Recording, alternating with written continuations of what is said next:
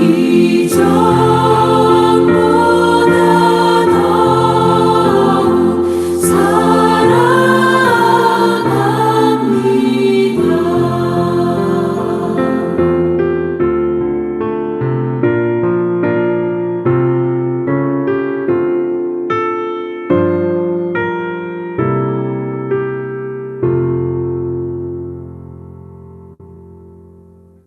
(3월 20일) 사순절 특별 새벽 연합성예에 참여하신 성도 여러분들을 주님의 이름으로 환영하고 축복합니다.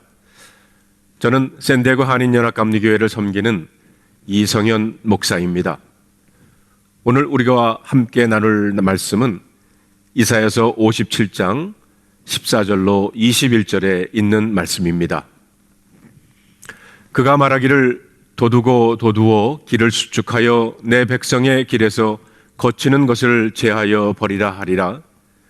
지극히 존귀하며 영원히 거하시며 거룩하다 이름하는 이가 이와 같이 말씀하시되 내가 높고 거룩한 곳에 있으며 또한 통회하고 마음이 겸손한 자와 함께 있나니 이는 겸손한 자의 영을 소생시키며 통회하는 자의 마음을 소생시키려 함이라.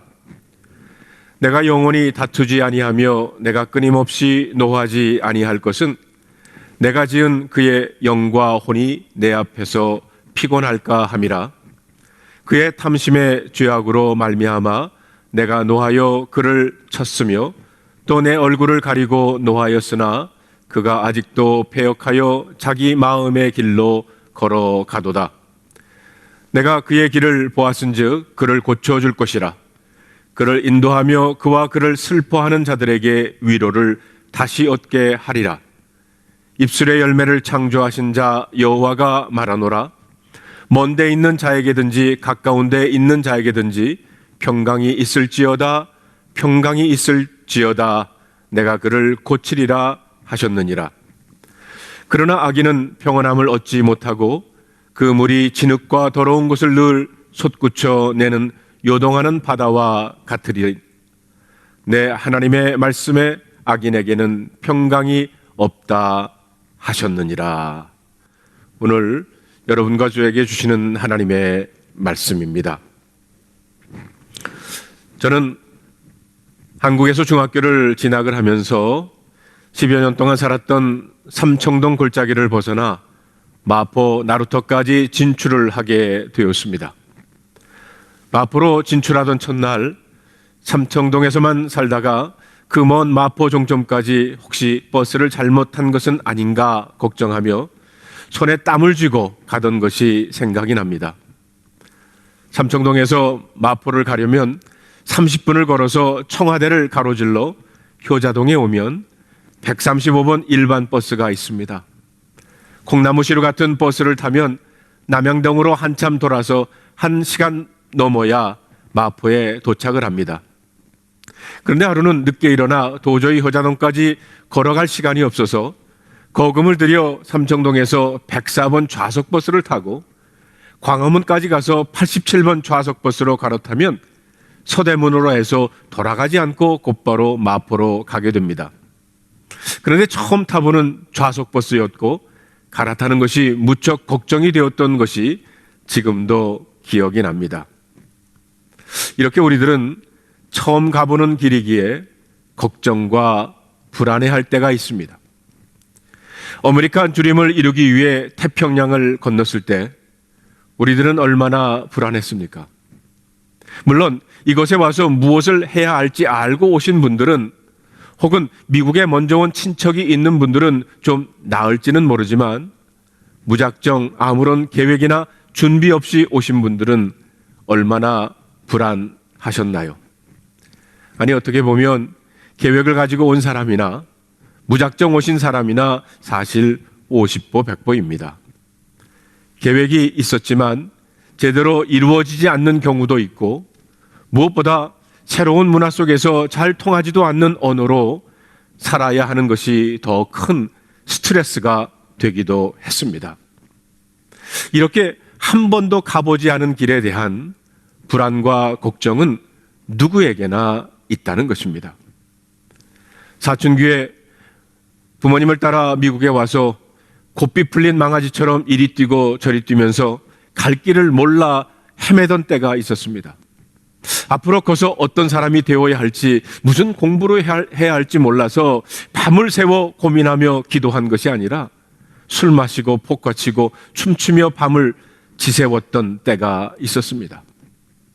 다행히 대학교에 가서 길 대신 주님을 만나 내가 가야 할 길을 어렴풋이나마 보여주신 것, 제게는 잊을 수가 없습니다. 그러나 목사가 되어 목회를 하면서도 갈 길을 몰라 헤매고 오늘도 나는 갈 길 모르니 주여 인도하소서 찬송을 부를 때가 많습니다. 제가 젊은 나이에 뉴저지에서 교회를 개척해서 목회를 한다고 쩔쩔매는 것을 보고 제 여동생이 하루는 진심으로 저를 생각하며 이런 말을 했습니다. 오빠, 정말 젊은 나이에 안 됐다. 자기가 보니 아버지 뒤를 이어 장남인 제가 가업을 이어가기 위해 무슨 큰 희생한다고 생각한 것 같습니다. 그러니 오빠 젊은 나이에 참 안 됐다라고 위로를 한 것입니다. 저도 가끔 생각해 봅니다. 다른 길은 없었을까?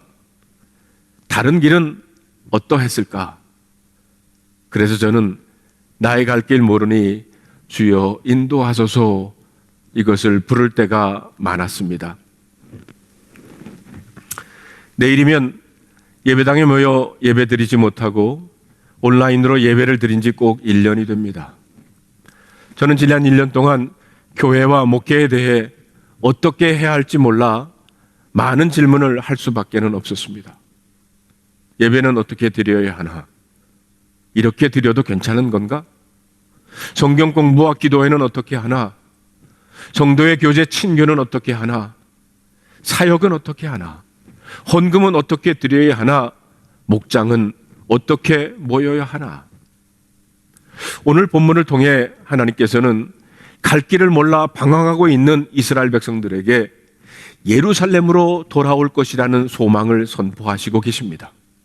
그리고 돌아오는 길을 하나님께서 준비해 주시겠다고 하십니다. 거침돌을 제하여 주시고 상처난 마음을 고쳐주시고 회복시켜 주시겠다고 하십니다. 그리고 화평을 주시겠다고 약속을 하십니다. 요한복음 14장에 보면 예수님께서 제자들과 유월절 만찬을 드신 후에 제자들에게 예수님께서 떠나신다는 말씀을 하시자 불안해하며 도마가 묻습니다.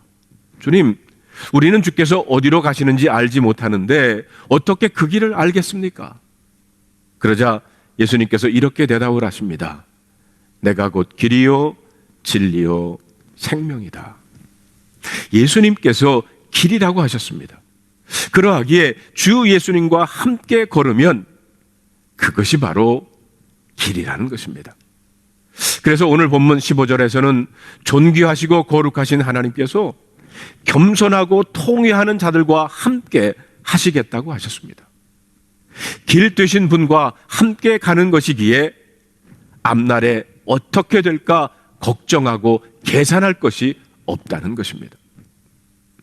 저는 동부에서 이곳 서부로 이사 와서 제일 헷갈렸던 것이 프리웨이를 운전하면서 동쪽과 서쪽의 사인이었습니다.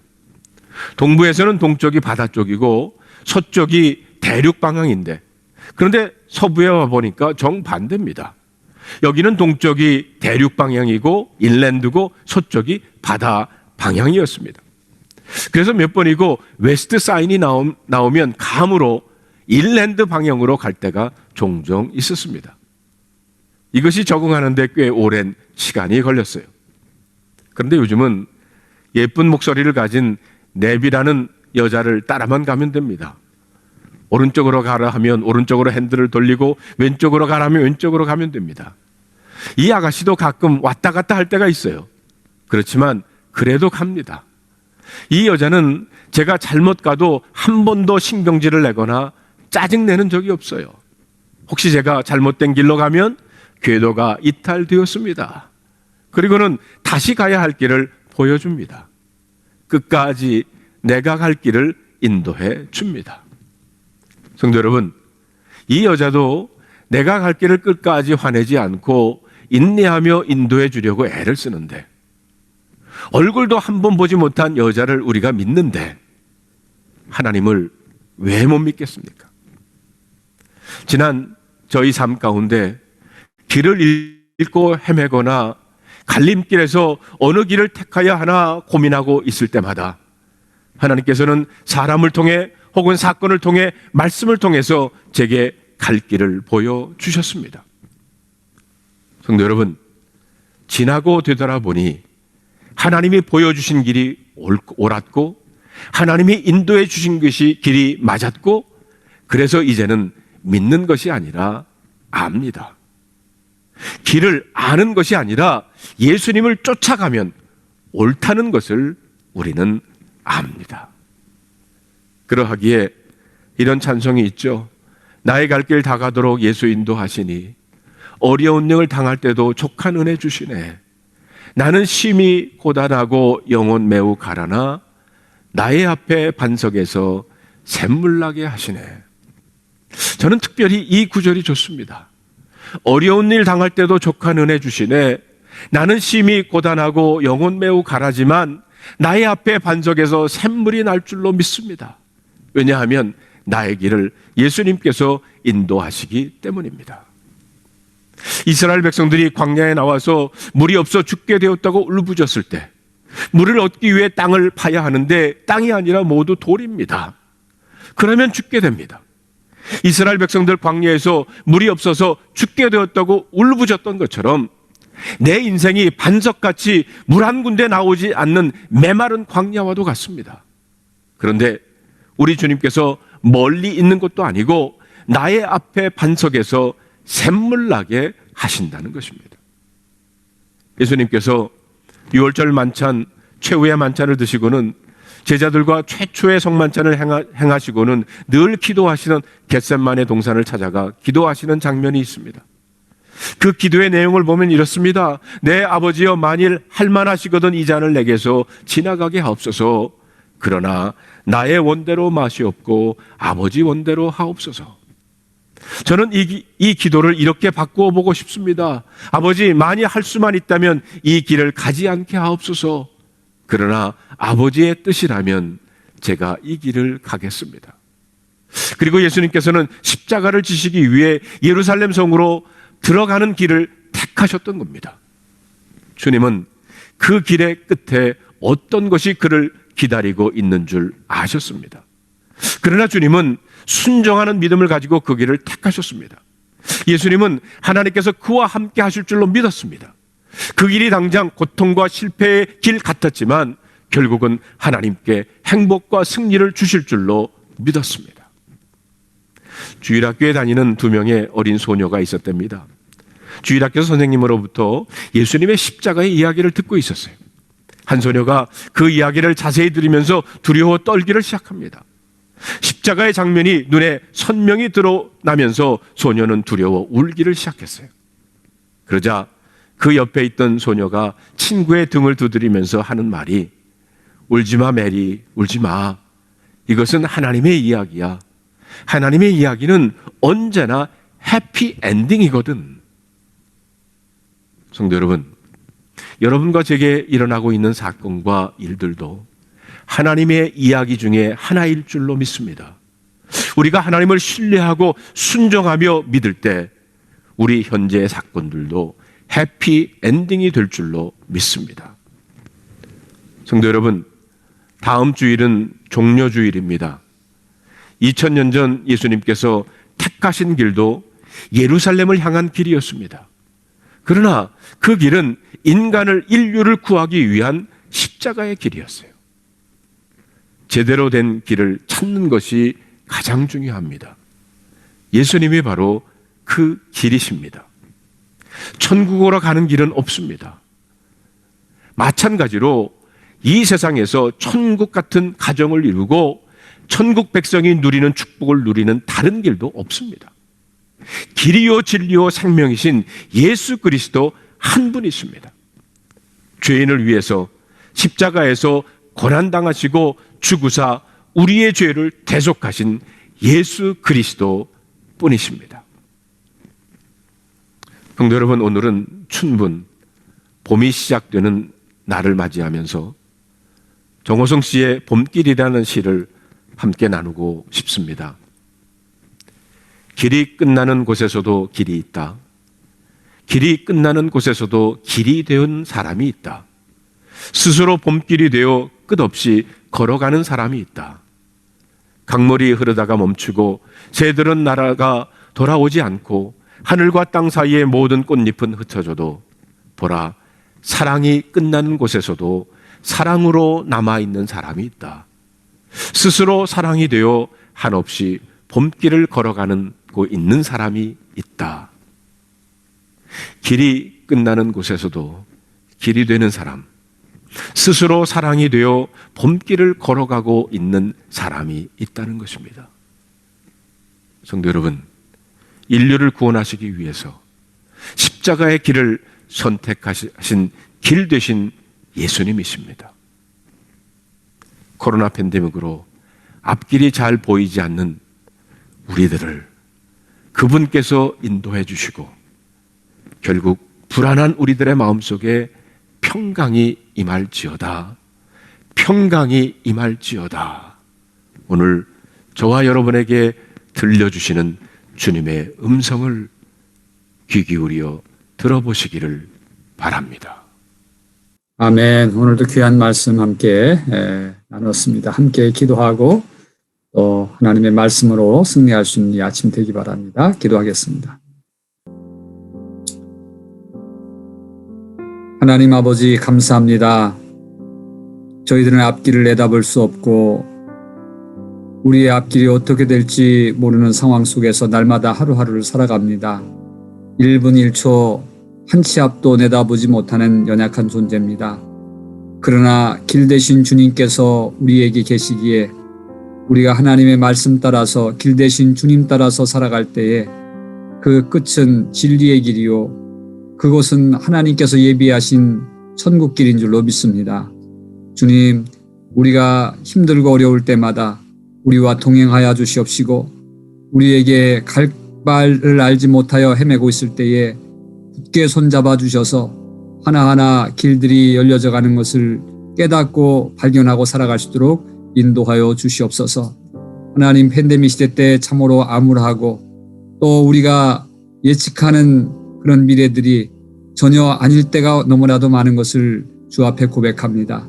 하나님, 당황하지 않게 도와주시고 우리의 중심이 하나님 앞에 드려질 때에 하나님께서 인도하시는 밝은 길이 반드시 나올 줄로 믿사오니 어둠의 터널들을 잘 지나갈 수 있도록 인도하여 주옵소서.